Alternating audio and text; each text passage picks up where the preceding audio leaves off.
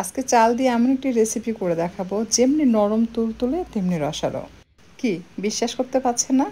পুরো ভিডিওটি দেখে নেন। দেখবেন ভিডিও শেষ হওয়া মাত্র আপনার ইচ্ছা করবে এটা বানাতে। আমি এখানে পোলার চাল নিয়েছি 1 কাপ। সারা রাত ভিজিয়ে রেখেছিলাম। পানি ঝরিয়ে আমি এটা ব্লেন্ডার জাগে নিয়ে নিচ্ছি।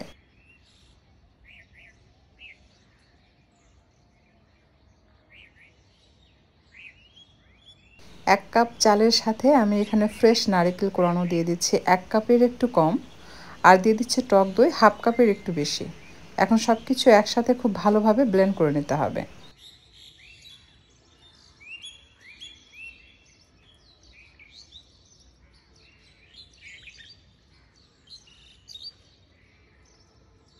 ব্লেন্ড করা হয়ে গেলে অ্যাড করে দিচ্ছি ময়দা 1 কাপের মতো, সাথে দিয়ে দিচ্ছি বেকিং পাউডার 2 চা চামচ, আর দিয়ে দিচ্ছি লবণ, এটা স্বাদ মতো প্রায় 1 চা চামচের মতো। হালকা গরম পানি দিয়ে এটাকে খুব ভালোভাবে মিশিয়ে নিতে হবে। মিশ্রণটা একটু পাতলা করে তৈরি করতে হবে, তাহলে এই রস বড়ার মধ্যে সুন্দরভাবে রসমালাই প্রবেশ করবে। আর যদি ঘন হয় সেক্ষেত্রে রস প্রবেশ করতে চায় না, বাট তারপরেও কিন্তু খেতে ভালো লাগে। ঘন দুধ তৈরি করার জন্য 3 কাপ পানির সাথে 1 কাপ ভর্তি করে গুঁড়া দুধ মিক্স করলে দুধ ঘন হবে। অল্প সময় জাল করলেই হবে, খুব বেশি সময় জাল করার প্রয়োজন হবে না। তবে আপনি চাইলে গরুর দুধ জাল করে একটু ঘন করে নিতে পারেন, সাথে গুঁড়া দুধ দিতে পারেন, এতে করে টেস্টটা বাড়বে। আমি 4টি সাদা এলাচ দিলাম থেতো করে, এতে করে এলাচের সুঘ্রাণ বেরিয়ে আসবে। বেশ কিছুক্ষণ জাল করার পর যখন দুধে খুব ভালোভাবে বলক চলে আসবে, সেই পর্যায়ে অ্যাড করতে হবে মিষ্টির জন্য চিনি। যেহেতু 3 কাপ দুধ, সো চিনি কিন্তু হাফ কাপ দেওয়া যাবে না, মিষ্টি করা হবে। হাফ কাপের একটু কম দিয়েছি আমি, আর সাথে দিয়ে দিচ্ছি 1 চিমটি পরিমাণ লবণ এবং 3 চা চামচ কনডেন্স মিল্ক।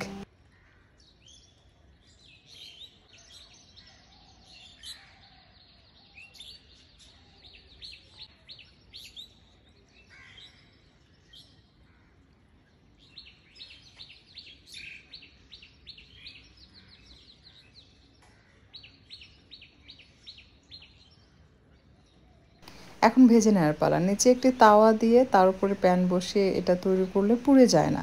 সরাসরি প্যান চুলার উপর বসিয়ে দিলে অনেক সময় দেখা যায় নিচের অংশটা পুড়ে যায়। যদি চান যেটা সাদাভাবে তৈরি করতে, তাহলে নিচে একটি তাওয়া দিয়ে তার উপর প্যান বসিয়ে মিশ্রণ দিয়ে তৈরি করে নেবেন।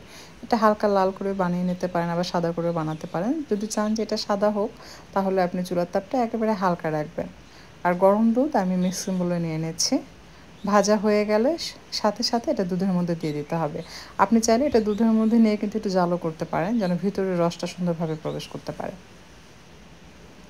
এইটা কিন্তু এমনিও খুব মজার। আমি কিন্তু 1 গ্লাস এমনি খেয়ে ফেলেছি দুধে ভিজানোর আগেই। বাকিগুলো আমি দুধে ভিজিয়েছি।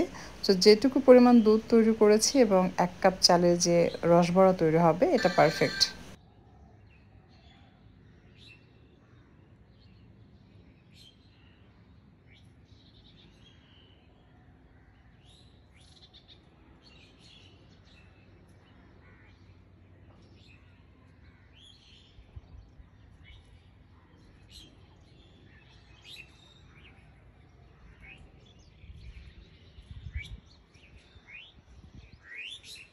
দেখুন এটা দেখতে যে কী পরিমাণ সুন্দর লাগছে। একটু সাদা করে তৈরি করলে দেখতে বেশি ভালো লাগে, মনে হয় রসমালাই। সো আপনি এটা বানিয়ে সারা রাত এভাবে দুধের মধ্যে ভিজিয়ে রেখে পরের দিন সার্ভ করবেন। উপরে আমি সামান্য পেস্তা বাদাম কুচি দিয়ে গার্নিশ করেছি। আমি সাথে সাথে আপনাদেরকে ভেঙে দেখাবো, কারণ এটা কিন্তু ভিজতে একটু সময় লাগে, একটু সময় দিবেন। আর এটা যথেষ্ট নরম হয়। এটা নরম হওয়ার রিজন হচ্ছে টক দই। টক দইটা আপনাকে অবশ্যই ব্যবহার করতে হবে, তাহলে এটা নরম তুলতুলে হবে। দেখুন ভেতরটা কিন্তু বেশ ফ্লাফি, ভিতরে এখনও রস প্রবেশ করেনি, যেহেতু আমি সাথে সাথে আপনাদেরকে ভেঙে দেখিয়েছি। সো আপনি এটাকে ভিজিয়ে রাখবেন সারা রাত, সকালে পরিবেশন করবেন, দেখবেন খেতে খুবই ভালো লাগবে। যদি মনে হয় যে বিকালে নাস্তা বানিয়ে খেতে চাচ্ছেন দুধে ভিজানো ছাড়া, তাহলেও সেটাও করতে পারেন, সেটাও কিন্তু খুব মজার।